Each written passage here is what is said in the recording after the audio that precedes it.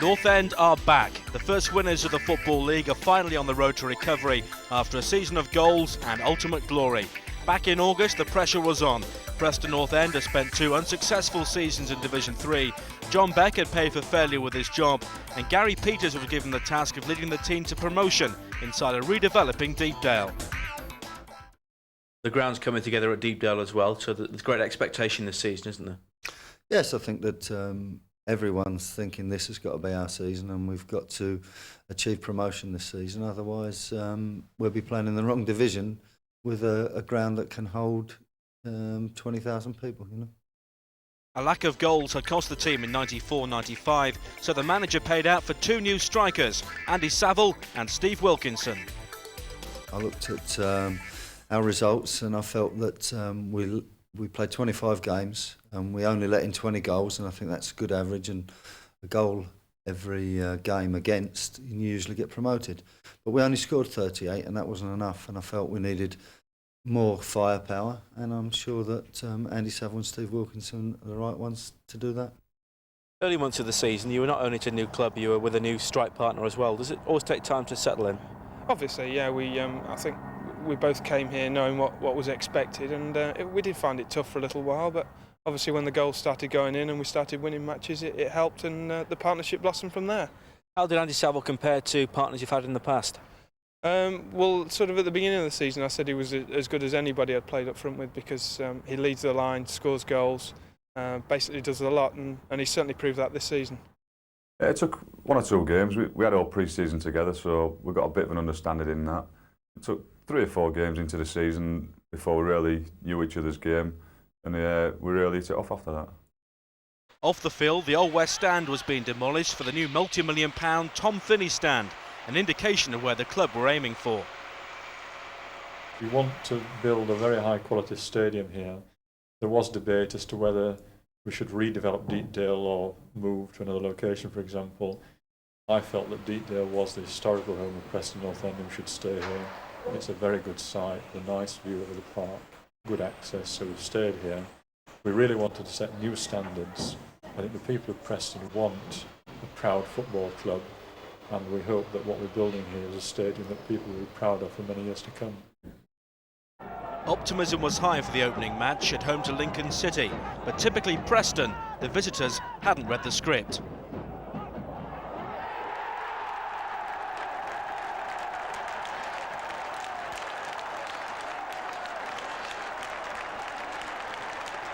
Andy Saville's opening goal coming on 35 minutes after a cross by Graham Atkinson.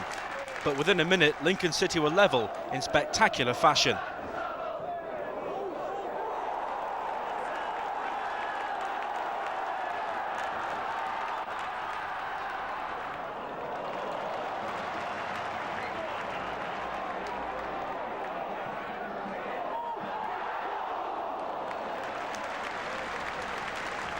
And early in the second half, after that miss by Simon Davey, Dean West scored the winning goal for Lincoln.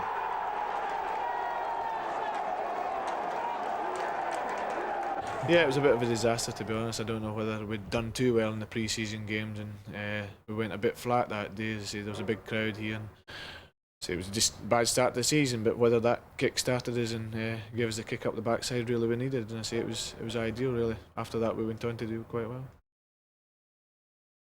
After a home draw with Sunderland in the first leg of the Coca-Cola Cup, North End got going on a blazing hot day at Plymouth.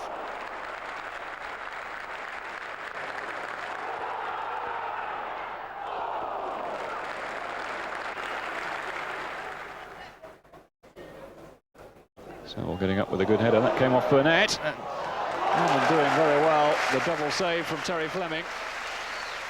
Not the nearest we've seen yet to a goal.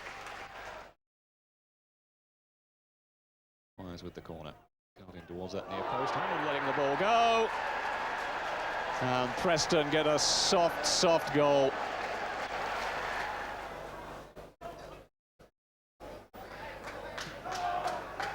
Oh, he's curling the ball up.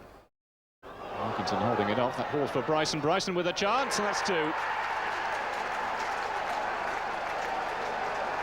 Well, our defenders looking at one another.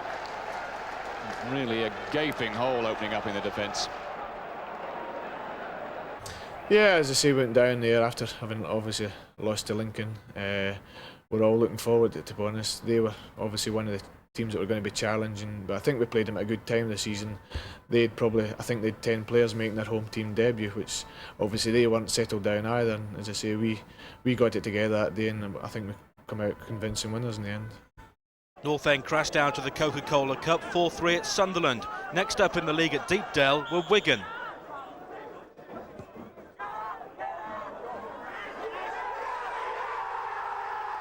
A debut goal by Andy Much gave the visitors the lead, but North End hit back quickly with a goal by Graham Atkinson.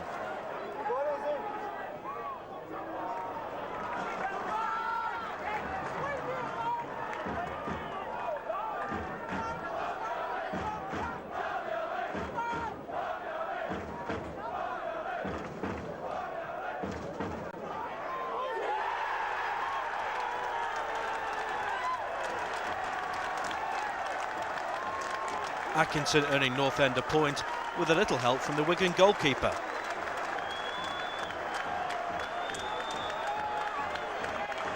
There was more frustration at Bury the following Tuesday. North End hit the woodwork 4 times in the 0-0 draw, but there were plenty of goals against Cambridge at Deepdale. Kevin McGee's long ball forward released Andy Saville, and he gave North End the lead early in the first half.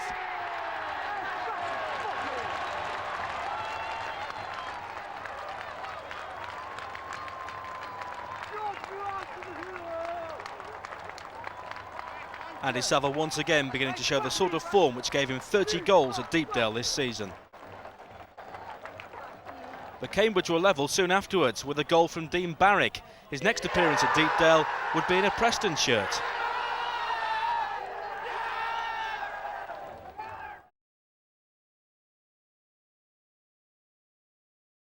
And Cambridge took the lead early in the second half. Steve Butler finding Carlo Corazin, and the finish was superb.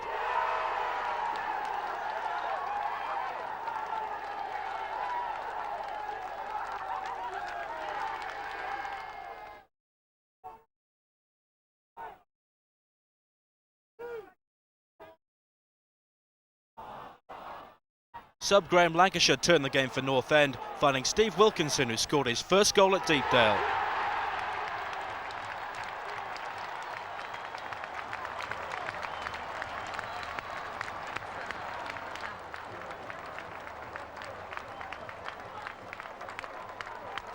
That goal came late in the second half, and within a minute, Lancashire had turned from goal maker to goal taker, scoring his first ever goal for Preston.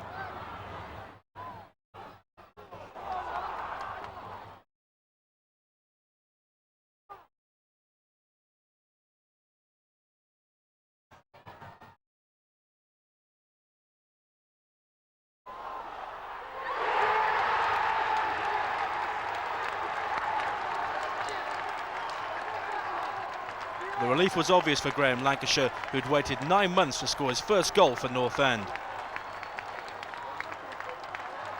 But just as North End supporters were thinking of victory, Steve Butler scored for Cambridge. 3-3 the final score. What attracted you to join the club at Deepdale? Well, when Gary phoned me, I realised that they had huge support, and it was a sleeping giant really. And once I'd been and had a look at the plans for the stadium, I couldn't wait to sign them. Were you aware that Preston were looking at you when you played for Cambridge against Preston? Yes, I was. The manager at Cambridge mentioned it the day before the game, so I tried a little bit harder. And Dean Barrick was in a Preston shirt for the trip to Colchester.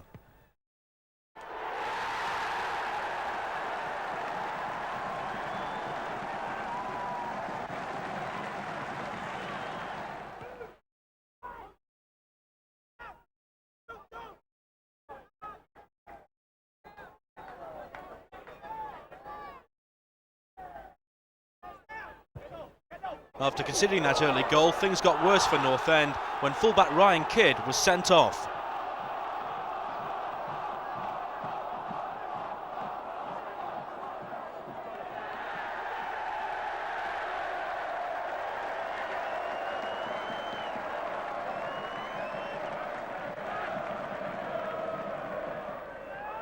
And early in the second half, Colchester went into a 2-goal lead.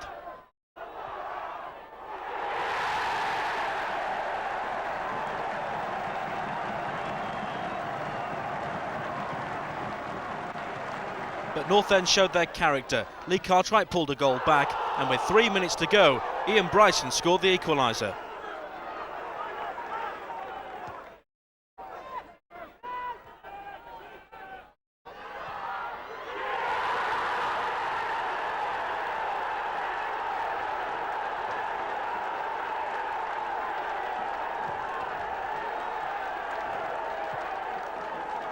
The captain once again coming up with another vital goal. But the roles were reversed at home to Scunthorpe United.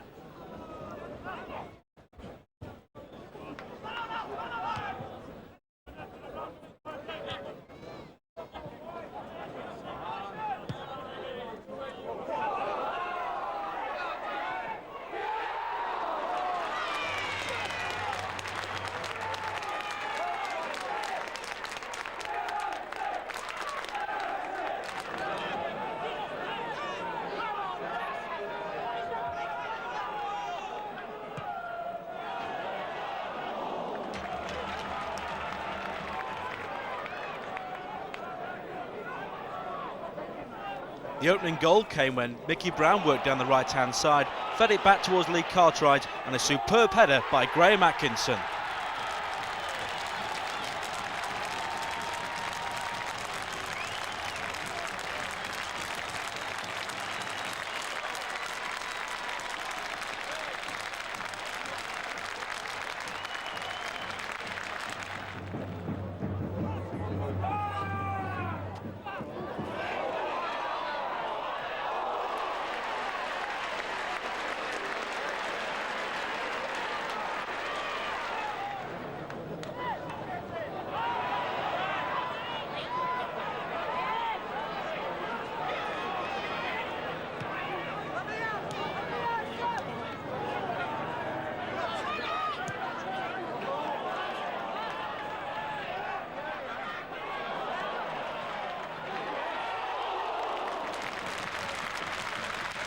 And after chances at both ends, it was captain Ian Bryson who got the second goal.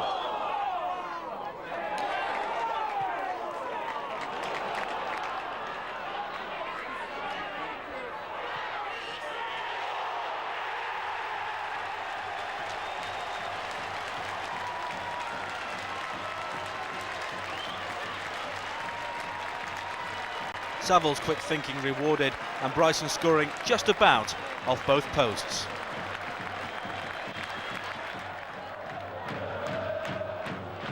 But while the fans were still celebrating, controversially, Scunthorpe got themselves back into the game.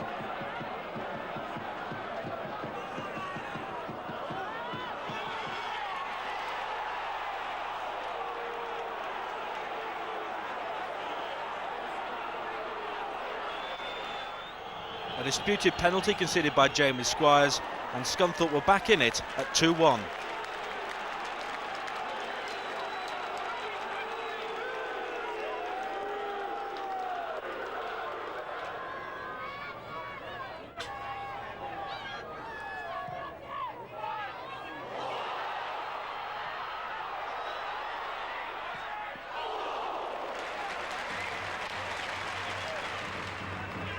And to make matters worse, Scunthorpe then scored a late equaliser.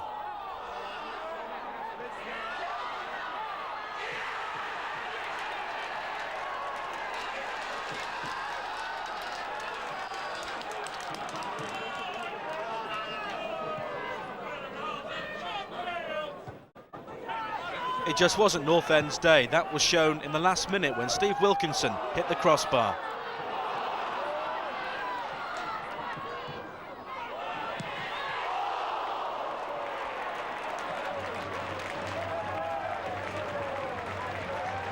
And once again, 2-2 was the final score.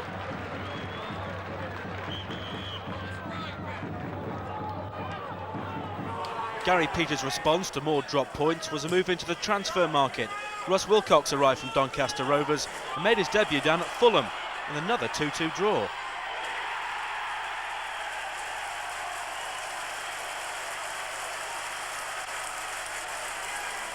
And after that early Fulham goal, North End won their first penalty of the season, won by Steve Wilkinson and converted by Ian Bryson.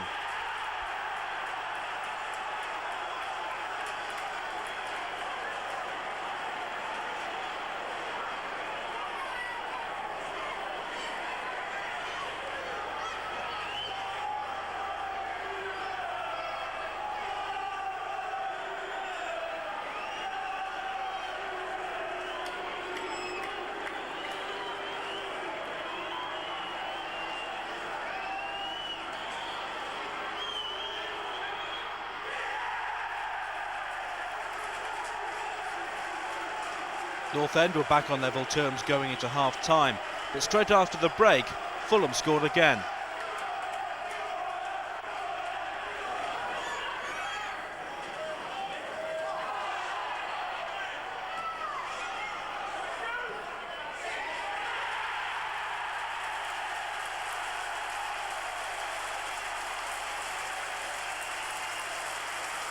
John Vaughan given no chance with that one, but the Fulham goalkeeper was equally helpless when Simon Davies scored the equaliser.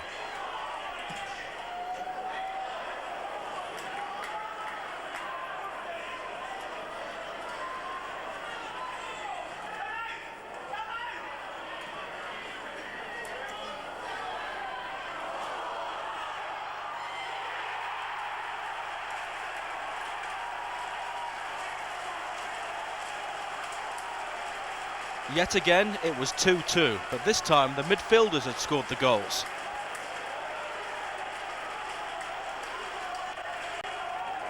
Despite being unbeaten away from Deepdale, North End hadn't won at home, but second place Chester suffered at the hands of Steve Wilkinson.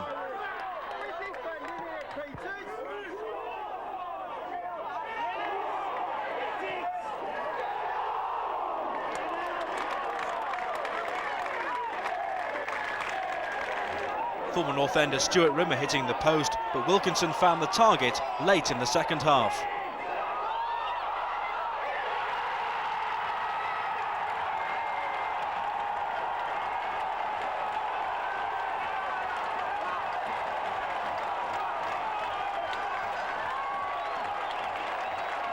A brilliant goal, well set up by Andy Saville.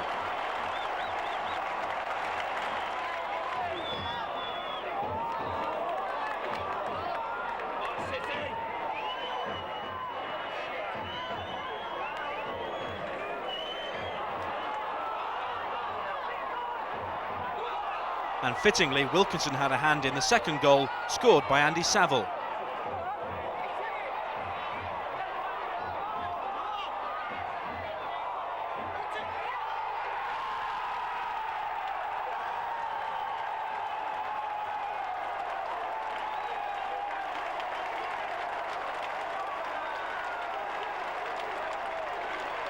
A sweeping move, well finished by North End's leading scorer. First home win here was against Chester towards the end of September, and I think you got one of your first goals here at Deepdale. It was a very important win at the time, wasn't it? It was. I think that was sort of make or break time for us. We'd done well away from home, but we needed a home win to get us flowing, and struggled a little bit in the first half. Second half found our feet and went on to win it quite comfortably. October was a great month, starting at home to Scarborough.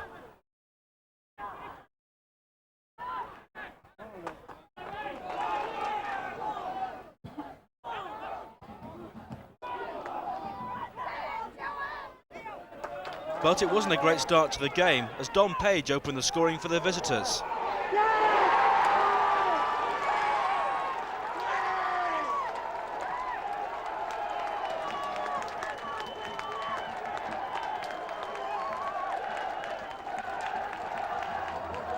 Within a minute though, North End's number 9 Andy Saville had scored the equaliser.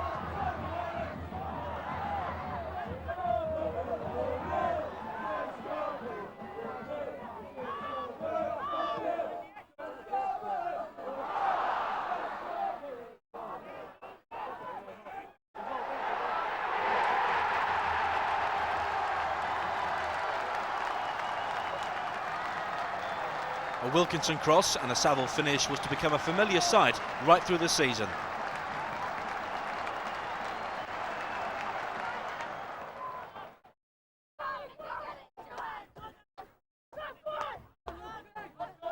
But early in the second half, North End Central defenders got themselves in a mess, and Andy Ritchie scored another goal for Scarborough.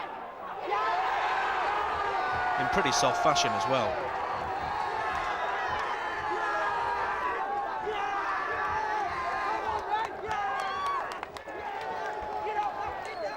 But Steve Wilkinson soon scored the equaliser with a touch of the Jeff Hursts.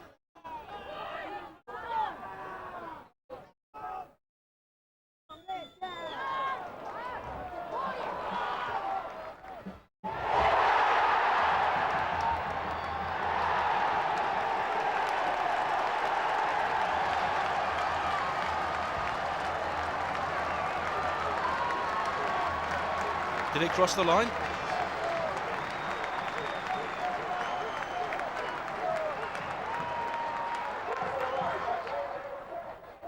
And North End capitalised on that with Simon Davies scoring the winning goal early in the second half.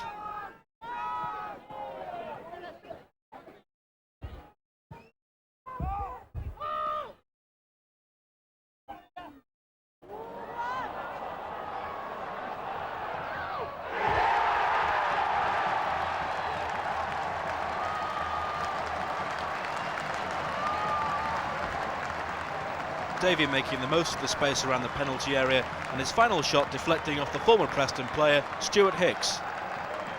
3-2 the final score. Torquay away was a grudge match following the controversial playoff semi-final 2 seasons previously, but North End's display left no room for argument. There's Wilkinson, back for Bryson. Bryson with the shot! Ian Bryson has given Preston the lead with a fantastic effort. Just 7 minutes gone, and Preston are ahead, and a goal out of nothing. The ball fell to Bryson in space. You have to ask where the defence was. It's Preston's first corner. Atkinson is going to swing it in. Takes it low to the near post. Bryson back to Atkinson, who whips it across the goal mouth. Oh, it's turned away, but it's there from Andy Saville, and Preston have a 2-0 lead. And you have to say there that the defensive work was pretty poor from Torquay. They never cleared the danger.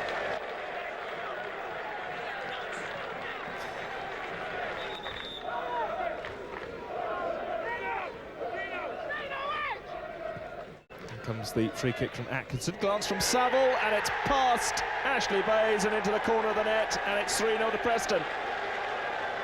Well, the free kick move has worked for Preston. Corner comes in from Atkinson. Here's Bryson, we'll try another bullet drive. What a finish from Ian Bryson. Oh my word, it's 4-0. Just 4 minutes from time, and Ian Bryson, with his second thunderbolt of the afternoon, has rubbed salt in the wound for Torquay. But that result was eclipsed by the home display against Mansfield. And the first one came from Steve Wilkinson against his former club.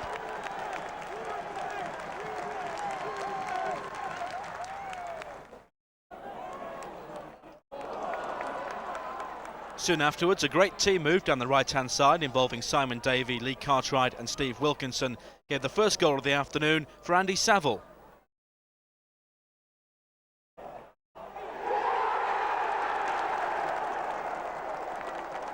A powerful far post header was just a taste of things to come.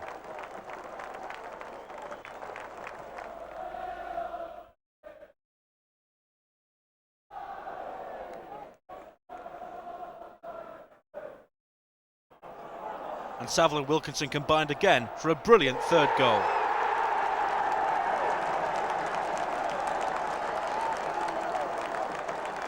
The confidence was high and the finishing was superb.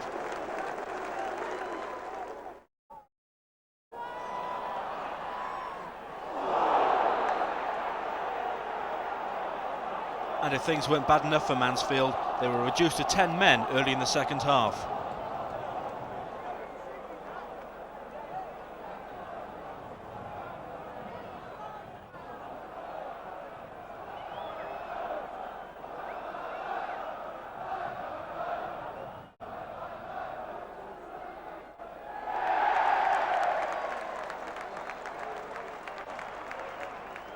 And 3 goals in the first half were followed by another 3 in the second. The first one scored by Andy Saville.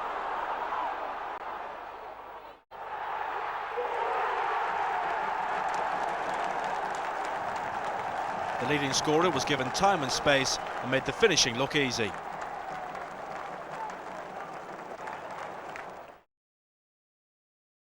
The first to the hat-trick was Steve Wilkinson against his former club. A great header from the Simon Davey cross. Saville was one of the first to congratulate him and then scored his hat-trick goal shortly afterwards, thanks to Steve Wilkinson.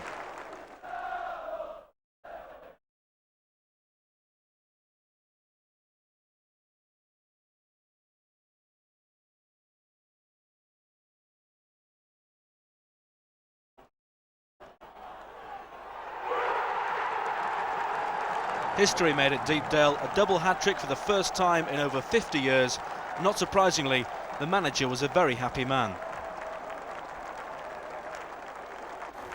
The first big game, I suppose, in terms of scoreline and pushing the team into the higher reaches was Mansfield at home, 6-0, double hat-trick, Saville and Wilkinson. And really that day everything seemed to come together. Yeah, I think there was probably a better performance before that with Torquay going away from home and winning 4-0. But to come back after that, and everyone said, how could we better the Torquay performance? And we did. We come back and beat Mansfield 6. But it's just that the goals went in on that day. We'd had other performances before that which were equally as impressive, but maybe didn't score our ratio of chances to goals.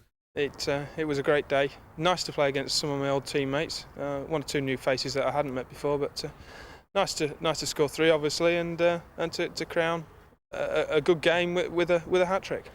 Andy Saville knocked 3 as well, and you set up 2 of them, so I suppose you were the all-round striker that day. Yeah, I think roles reversed a little bit that day, and it was nice to score 3, but equally it was nice to have a hand in 2 of the others. Yeah, that was just one of them games where everything came off for us. You know, everything we touched turned into goals. And you know, I'd only got 1 hat-trick in my career, and that was in the FA Cup, so to get one in the league was a bit special. And that day it seemed you were setting up for Wilkinson and he was setting up for you, so it was a real partnership. That's right, so everything just came off all in one game, and unfortunately enough for Mansfield it was against them. North End was second, but brought down to earth at Doncaster Rovers the following Saturday.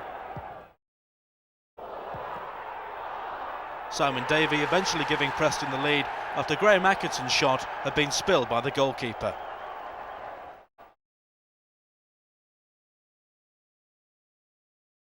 But Doncaster hit back quickly, and just before half-time a mistake by John Vaughan led to a scrappy goal for the home side. And when former Preston player Matt Carmichael set up Graham Jones for Doncaster's second goal, they looked to be on the way to 3 points.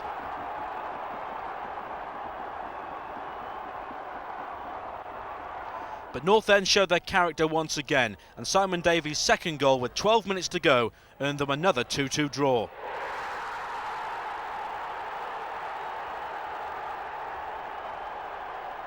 Dean Barrett the provider, and Davey a fine header.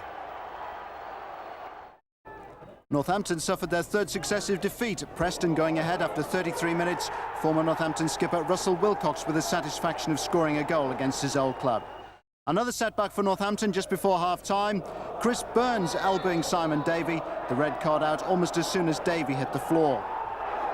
But as often happens, Northampton responded to the fact they were down to 10 men.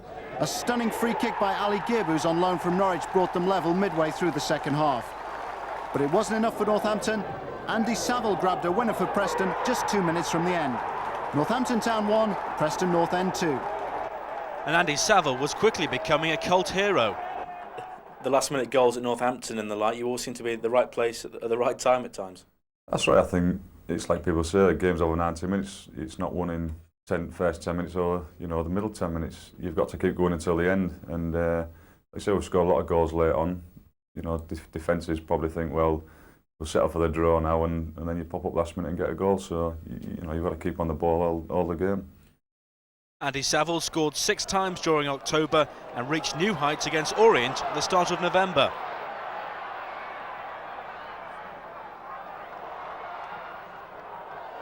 The number 9 found the net early in the second half at the second attempt.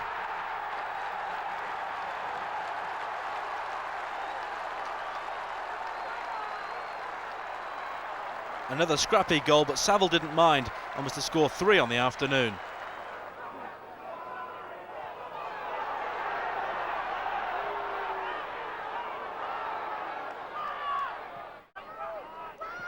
Simon Davey also got in the act after a thunderbolt from Graham Atkinson came off the crossbar.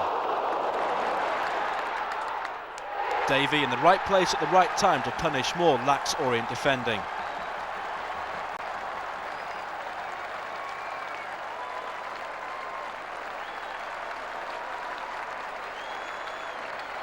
But that goal was just the warm-up for more brilliance from Andy Saville.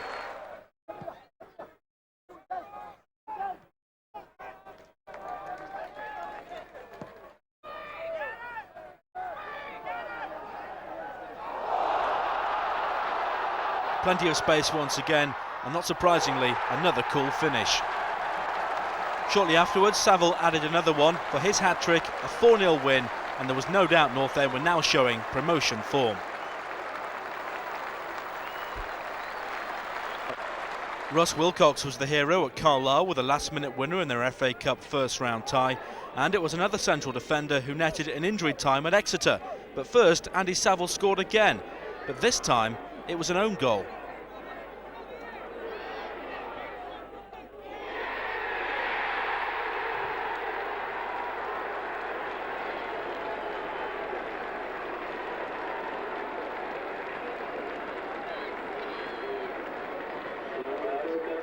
But North End battled away, and in the 90th minute, David Moyes scrambled home the equaliser.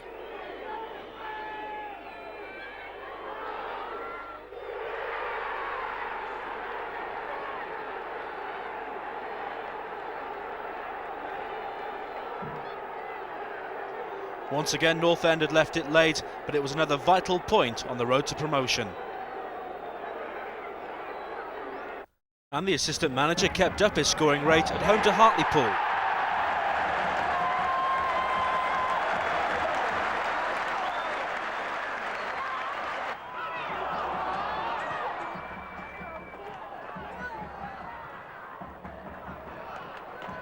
Steve Wilkinson and Andy Saville combined down the left-hand side, but it was the midfielder who found the finish after some bobbing and weaving around the penalty area.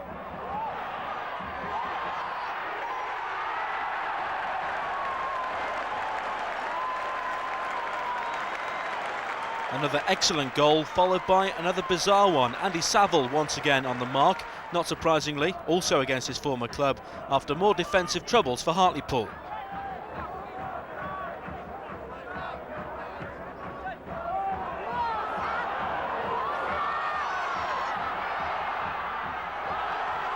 Kamikaze stuff, and Saville made it 3-0.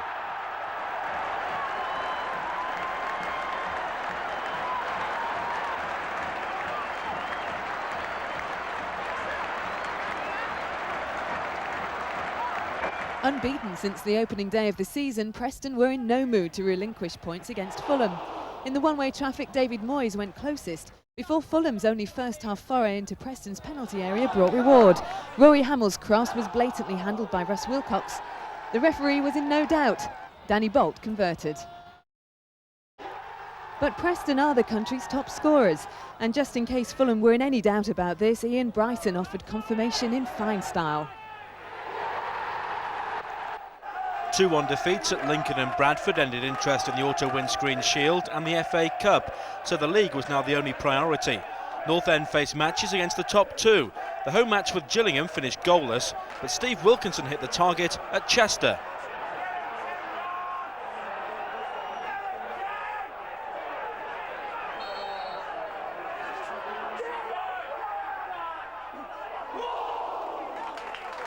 Graham Atkinson going close with a free kick before patient play around the Chester penalty area gave Wilkinson his first goal since October.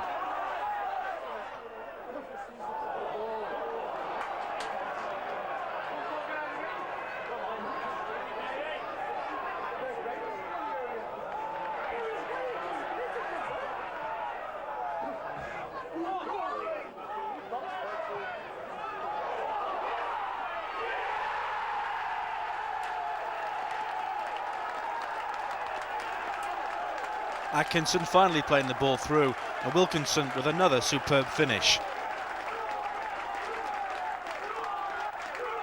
But Chester got themselves back in it with an equally good goal by Nick Richardson, and 1-1 was the final score.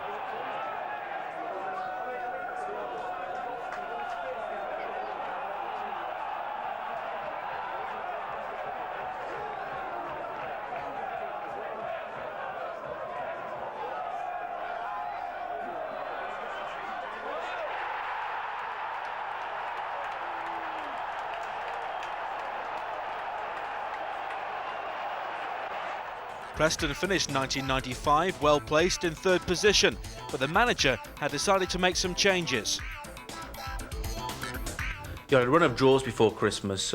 We worried by that because you were finding the 3 points a bit harder to eke out, weren't you?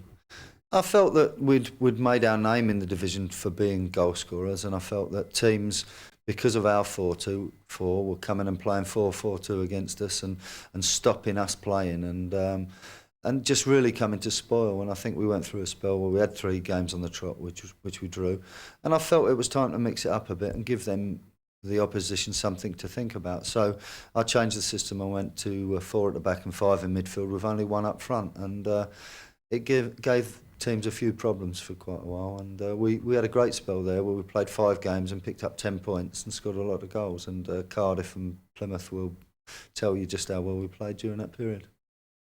A 12 o'clock kick-off on New Year's Day may not have seemed the best way to start 1996, but in the event, it was Cardiff who had the hangover.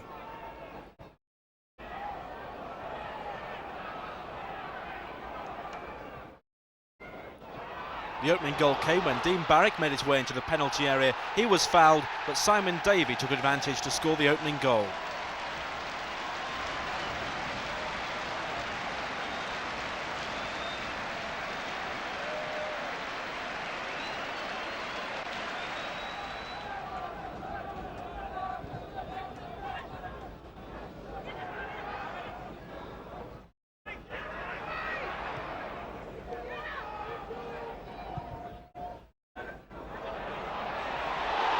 New signing Neil MacDonald almost set up a second goal for David Moyes, but it was one-way traffic in the second half. Mickey Brown's first touch as a substitute came after 35 seconds, and he headed the second goal.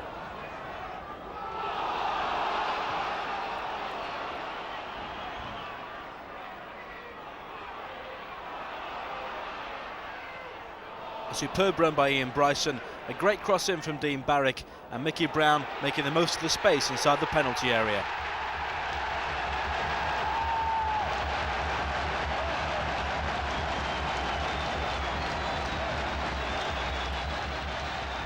That goal opened the floodgates for North End, and not surprisingly, Andy Saville scored 2 of the goals.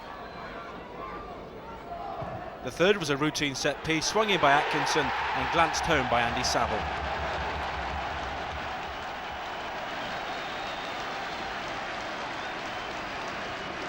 Atkinson was revelling in the new 5-4-1 formation, and after setting up Saville's first goal, he and Neil MacDonald combined for his second.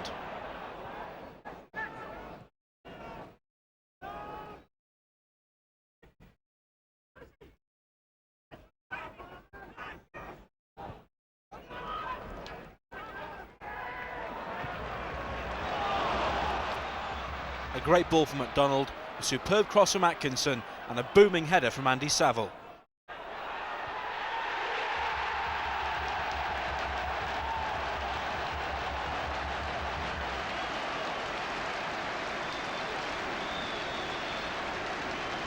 That was certainly one of the goals of the season, but Neil MacDonald went close to equalling it within a few minutes.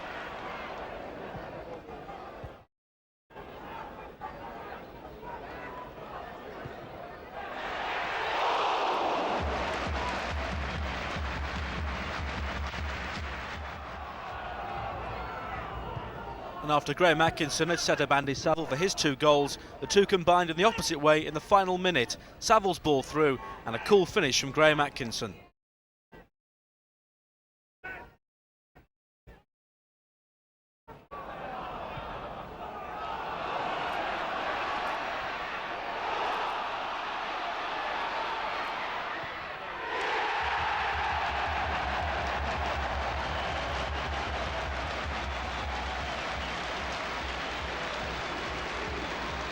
Atkinson scored the goal his performance deserved, 5-0, and a great start to 96. The morning of Cardiff took North End to within one match of equalling the Invincibles record of 22 league matches unbeaten, set in 1888, but Barnet had other ideas.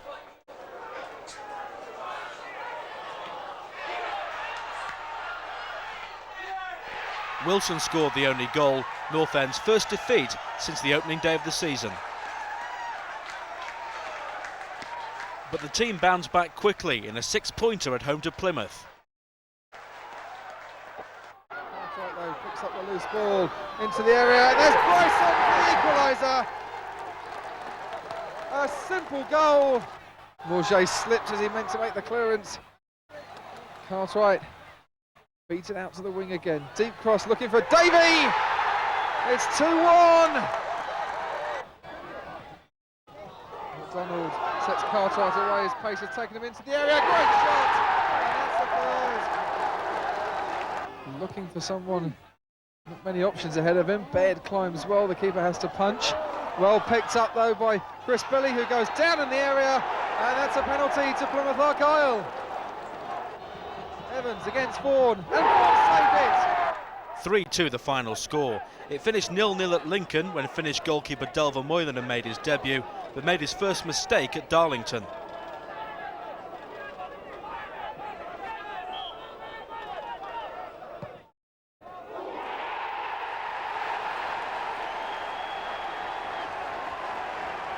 And the goalkeeper known as Tepe failing to make the most of Gary Hemsworth's free kick, and the ball just about squirming over the line.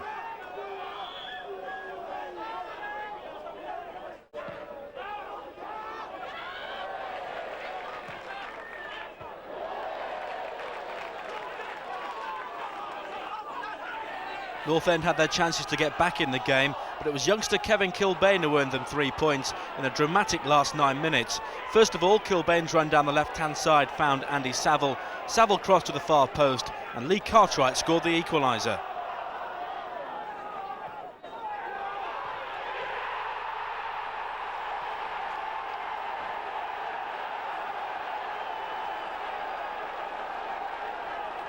A great goal from Cartwright, which looked set to earn North End at least a point, but in the end they won all three. Once again it was Kilbane down the left-hand side. This time he was fouled, and Andy Saville scored the penalty.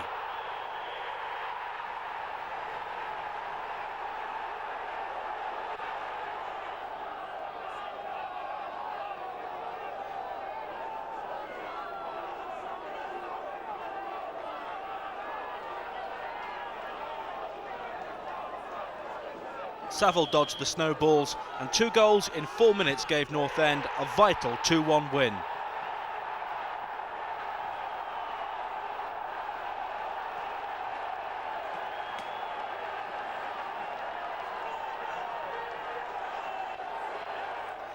And there was another dramatic finish in the local derby at Wigan.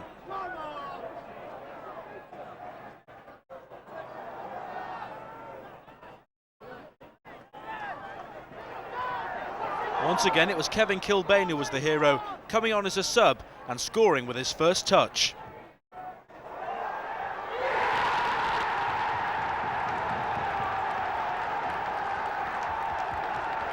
There were just 8 minutes to go, and manager Gary Peters knew the value of those 2 wins. I felt that in both of them games we didn't play particularly well, but because we built the foundation on good solid defending, then we kept ourselves in the games when we had no right to, really, because in both of them games I felt the opposition were as good as us, if not better. But we kept ourselves in the games and scored late goals to take all the points. And I think that it was the foundations that we'd set earlier in the season and not got carried away with our 6s and 4s, 5 goals against teams that really saw us through the important part of the season. Gillingham still led the way, with Preston keeping up the pressure in second as the season entered its final third, which started for Preston with a shock defeat at home to Barnet.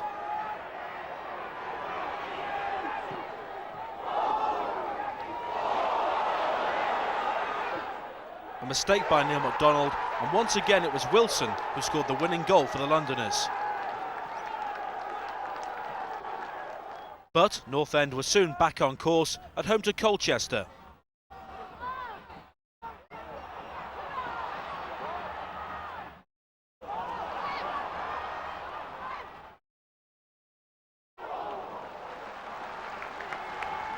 Lee Cartwright won the corner, which opened up a brilliant set-piece goal.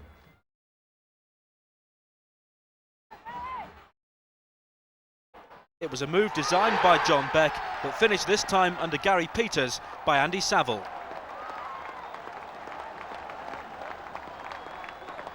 Bryson and Atkinson showed the quick thinking, and not surprisingly, Saville provided the finish. Another mistake gave Saville his second goal just before half-time. The defender slipped, Saville opened up the angle, and a 2-0 victory was assured.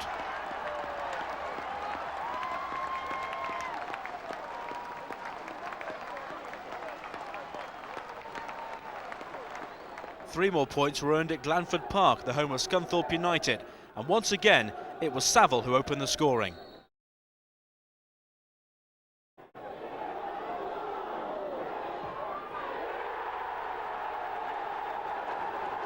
A brilliant overhead volley, but within a minute Scunthorpe equalised with an equally good goal of their own.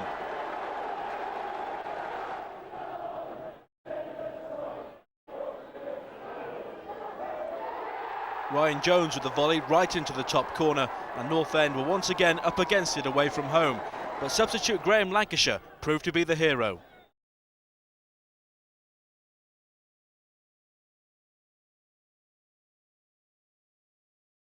Simon Davey made the break, and Graham Lancashire did just enough.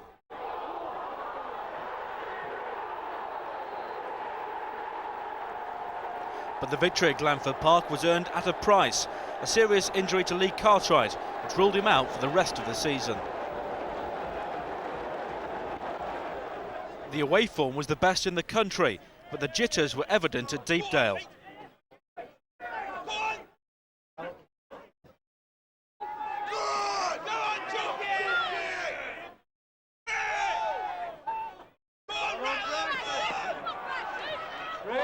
Hereford were one of the most improving sides in the division, but they soon fell behind to Graham Atkinson.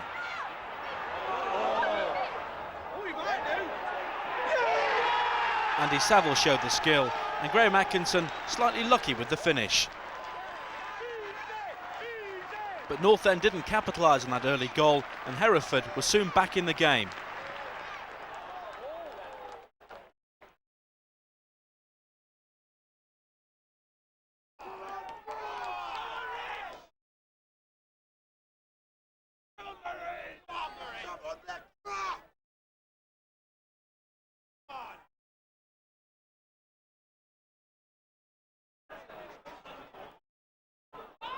Good football around the penalty area from Hereford, and in the end it was Murray Fishlock who applied the finish.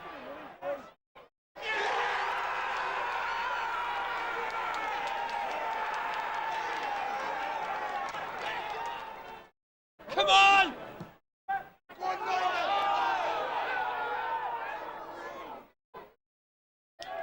And early in the second half it was Hereford who then took the lead.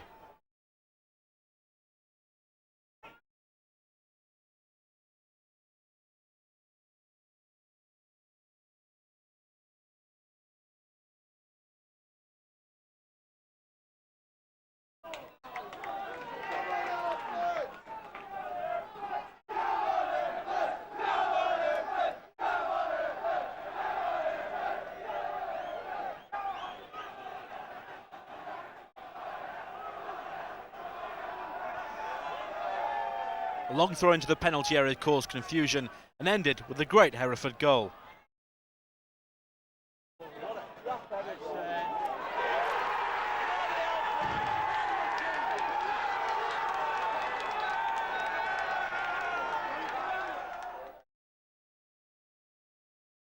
Not for the first time, North End were in trouble at home as they tried to get themselves back into the game. Mickey Brown down the right-hand side forced a huge scramble inside the penalty area.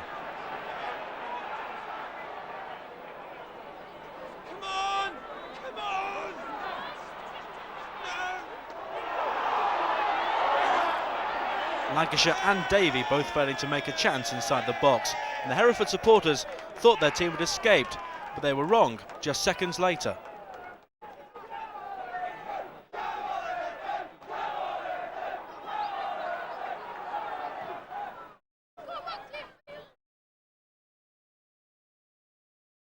Less than 5 minutes remained when Barrick and Davey combined down the left-hand side, and Andy Saville, not for the first time, saved Preston.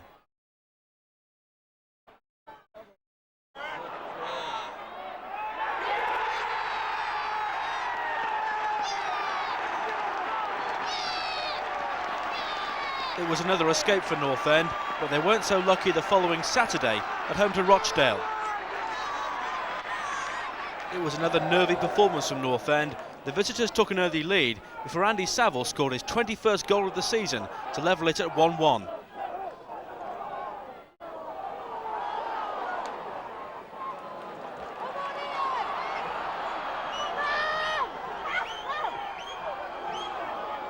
And it was another very simple goal. A long ball from Barrick, the goalkeeper off his line, and Andy Saville looped the ball into the net. But North End failed to capitalise on that, and a mistake by Dean Barrick gave Rochdale a second goal and eventually the 3 points as well.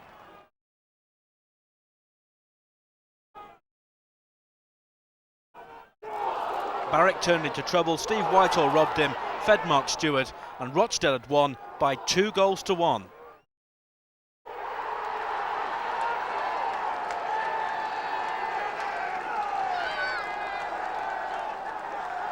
The goals were flying in the early part of the season, October, November time. Did you feel, with hindsight, that was a bit of a millstone around the player's neck when the results came towards the end of the season?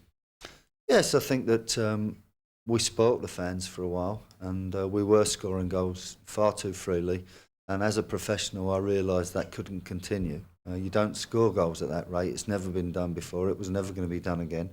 And that we were scoring at far too great a rate. So it was important that I made sure that we didn't concede goals at the same time, because I knew there was going to be some dry spells where we weren't scoring goals. And I think we kept everything nice and tight at the back, and I was more impressed with our defensive performances than I was with all the goals going in the other end.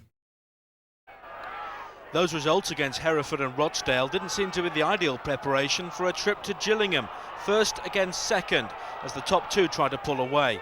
But once again, North End's character shone through. Just after half-time, a wonderful ball from Steve Wilkinson and a cool finish from Simon Davey gave North End the lead. North End switched defence to attack in an instant. Great play from Wilkinson and Birch, and Davey had the composure to put the ball beyond Jim Stannard.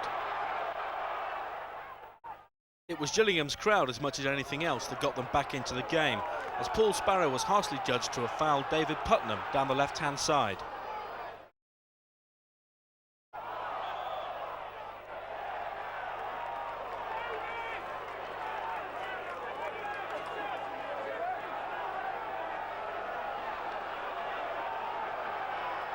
The award of the free kick was controversial, but the finish from Mark Harris was decisive.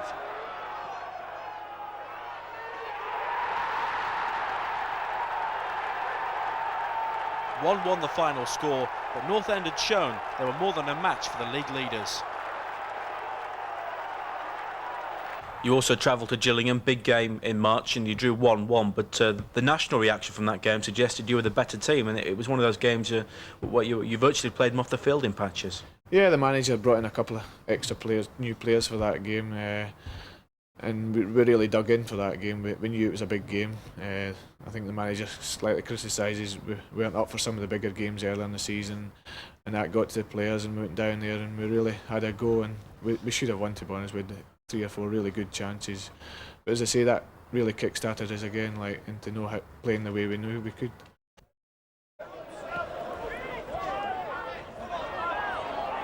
This was a dominant performance from North End, opened up by a thunderbolt of a goal from Paul Birch, on loan from Wolverhampton Wanderers.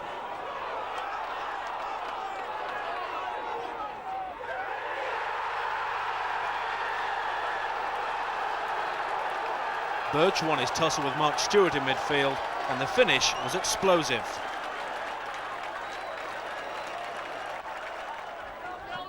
Steve Wilkinson hadn't scored since mid-December, but thanks to Rochdale midfielder John Deary, he scored the second goal on 17 minutes.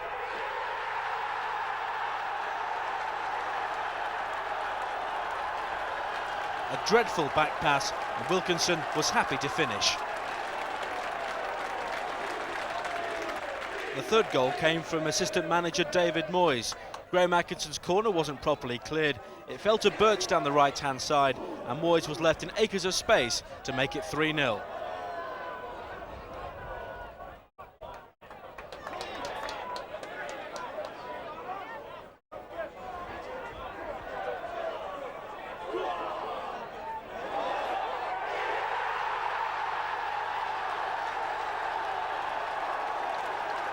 A simple goal to round off a great result. Rochdale 0, Preston 3.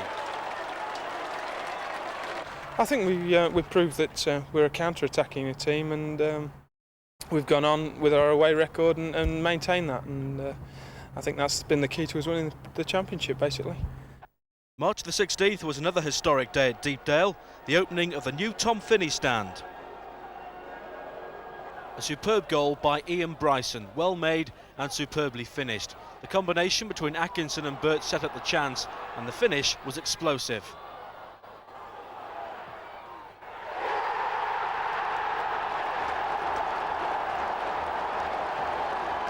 A wonderful goal, and one for the captain to enjoy. But Darlington spoiled the party with a goal just before half-time, superbly taken by Gary Bannister.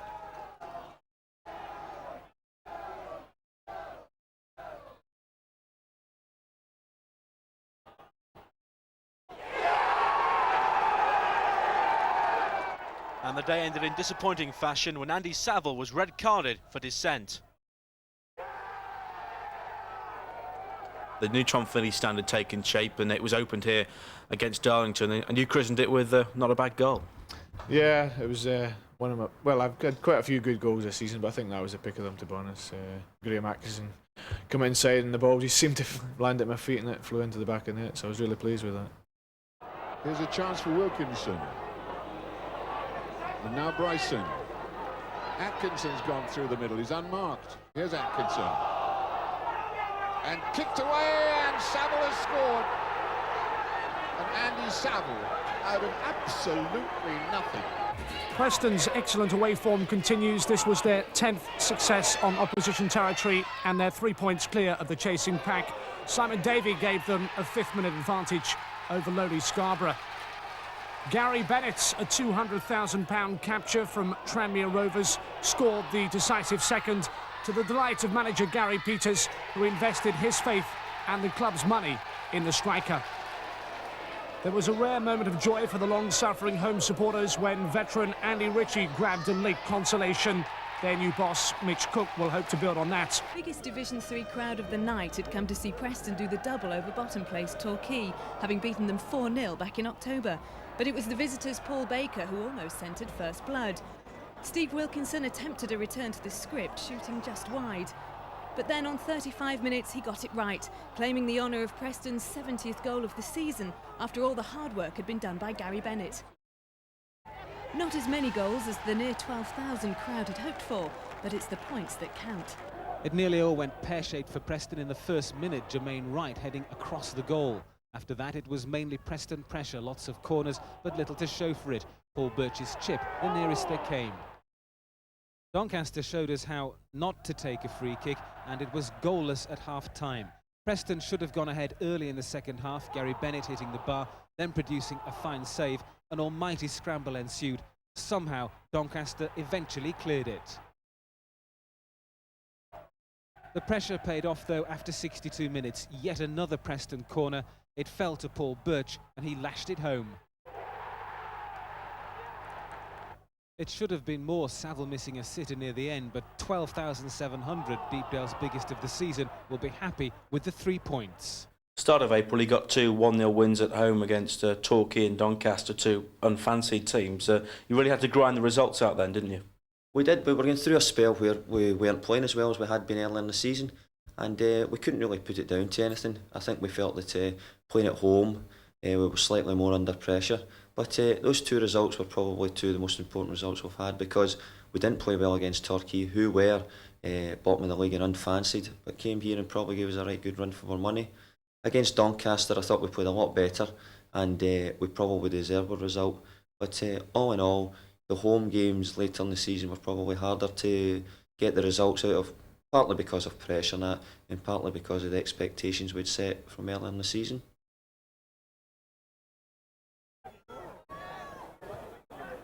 And the jitters at home continued as Northampton came with a chance of the playoffs and completely outplayed North End. The first goal came after a scramble inside the penalty area and was well finished by Neil Grayson.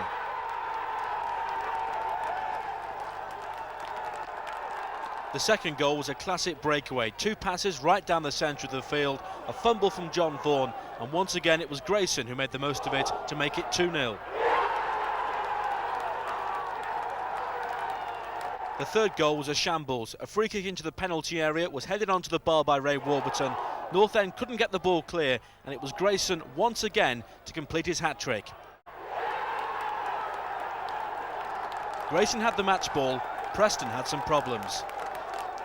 We lost to Northampton at home and were probably beaten for the first time well and truly.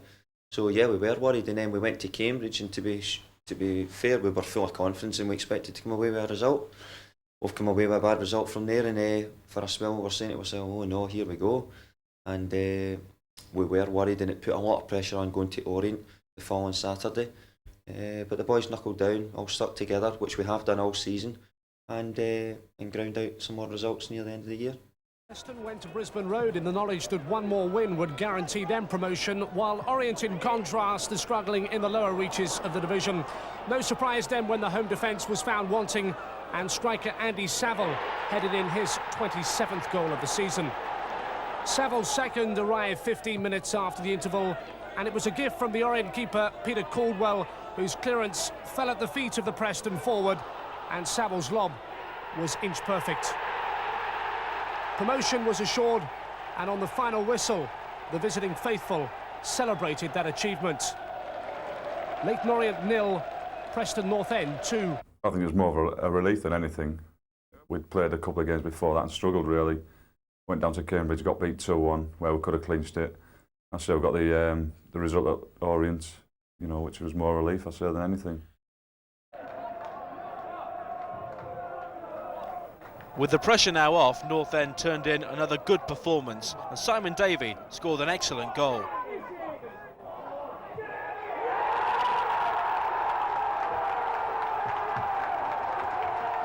After all the jitters, things were finally falling for North End, Davey making the most of a deflection to score with a superb finish. And fittingly, it was Andy Saville who scored the goal which won the title with 7 minutes to go, sparking off mass celebrations at Hartlepool and even more in the town of Preston.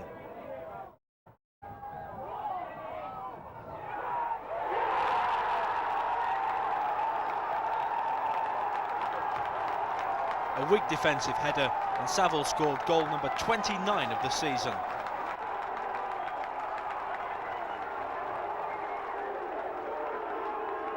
The gaffer's always said all he wanted to do was get promotion, but after we clinched promotion, you know, he wanted to win it. He didn't want us going off, finishing the season on a bad note with a defeat. So he kept us all going and says he wanted to win the last 2 games of the season, which is, you know, good professionalism. Once we got to that stage, it came beyond us enjoying ourselves and started to be for the fans. And I think that from then onwards, it was purely for the fans, you know, the excitement. You know, I've only been here a short period of time, probably 3 years now, and the players haven't been here any longer, but these people have been here all their lives, sort of waiting for something to happen like that. And when it did happen, I think they enjoyed it more than any fans I've ever seen. I really enjoyed that, because I'd been up as a runner-up before and I weren't interested in doing it again. I really wanted to win it, and I think I celebrated more than most when we did win it. The final act came at home to Exeter. Nearly 19,000 saluted the champions.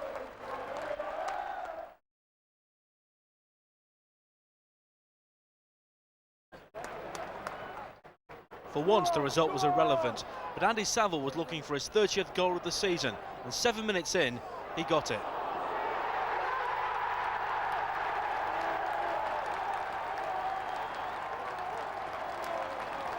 Another expert finish from the man who more than repaid the £75,000 paid for him to Birmingham City. And after Saville had scored his goal, it was Steve Wilkinson's turn to finish the season in style. Credit goes to Graham Atkinson with a thunderbolt off the crossbar, and Wilkinson snapped up the second chance to finish with a 2-0 win.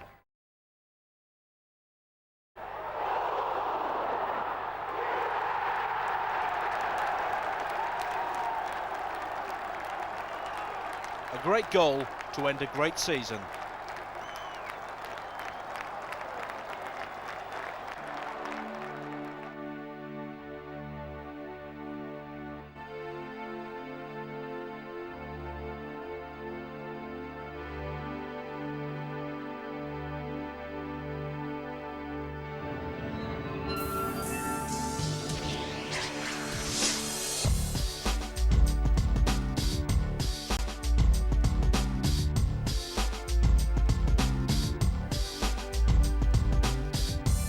All that remained was the final celebration, the open-top bus tour around Preston.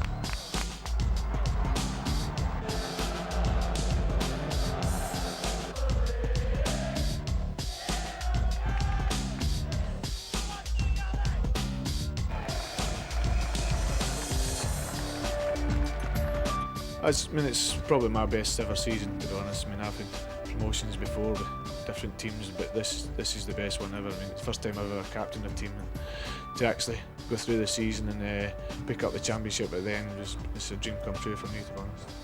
The medal's the important thing. I think that's what everybody hopes to achieve during their career, and now I've got one, and nobody can ever take that away from me. Well, it was brilliant. I've never got 30. My age was 27, so you know, a lot of people say, "Oh, it'd be nice to get to 30." You know, at the end of the day, I won't bother. But after I'd got it, you know, I was delighted. Well, I've had sort of 8 promotions in my time as a player, but none of them, you know, anything like this one. This has been probably the pinnacle of my career, and I'd like to go on and win more things from here, but I don't know if it could ever equal what happened here in the last weekend.